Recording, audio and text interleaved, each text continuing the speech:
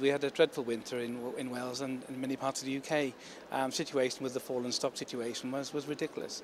We had a situation where animals were left dead in farmyards to rot because the vehicles couldn't get there to collect them. What should have happened was the farmer should have been allowed to bury them on the land.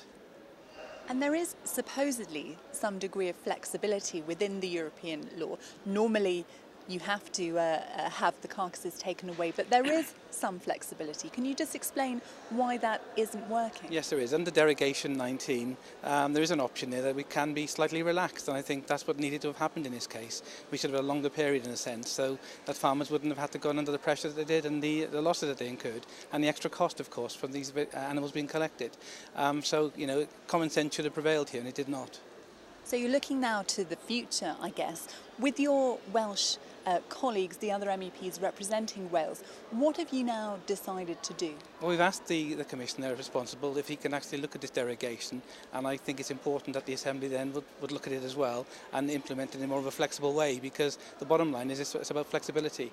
The weather that we had, we don't often get these bad winters anymore, but when we do get them, they're exceptional circumstances, and that actually is written into the derogation, so it could have been easily changed. And I think action should have been done far quicker than it was in a sense. And I think the farmers, they've had a huge cost to the loss of animals that they've had, and then to get the extra cost in getting these taken away, but also the hygiene aspects to animals being left in farmyards.